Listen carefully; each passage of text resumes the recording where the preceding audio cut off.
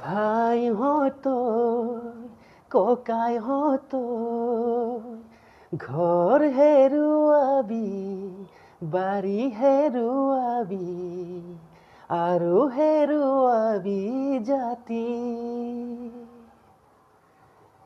Hello' বন্ধুসকল, কি খবৰ? সকলো ভালে আছেনে?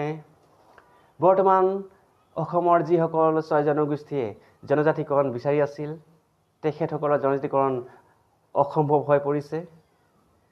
কাৰণ আমাৰ যিসকলে এক্সিষ্টিং ট্ৰাইবেলসকলে এমাহ সময় লোৱাৰ পিছতেই এই বিষয়টো আৰু পিছলৈহে গৈ আছে। মানে জনজাতিকৰণ পোৱাটো আশা কম আছে, কাৰণ দীঘলীয়া প্ৰচেছ এইটো। বৰ্তমান প্ৰতিবেদনখন অসম কেবিনেটতে পৰি আছে। বৰ্তমানলৈকে দিল্লী মন্ত্ৰালয় বা ভাৰত চৰকাৰলৈ পঠোৱা হোৱা নাই।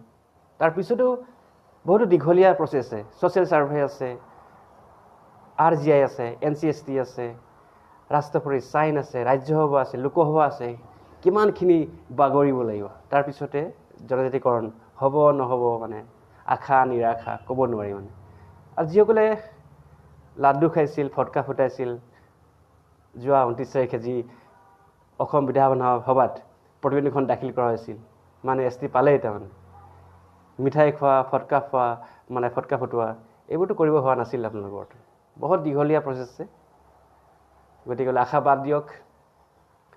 আৰু বৰ্তমান আমাৰ অসমৰ মুখ্যমন্ত্ৰী হিমন্ত বিশ্ব শৰ্মাৰ ভৱিষ্যত ৰাজনীতি কোন দিশে?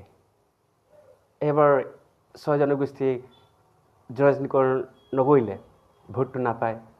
আকৌ জনজাতি কৰিলেও আমাৰ এক্সিষ্টিং ট্ৰাইবসকলে তেখেতক ভোট নিদিয়ে। আৰু ইফালে আছে জুবিন গাৰ্গৰ ন্যায় প্ৰসংগ।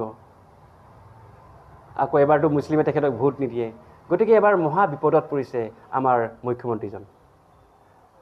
গতিকেলৈ অসমৰ ৰাজনীতি ভৱিষ্যত কোন দেশে? মানে এইটো বৰ চিন্তনীয় বিষয়ে পৰিছে। ধন্যবাদ।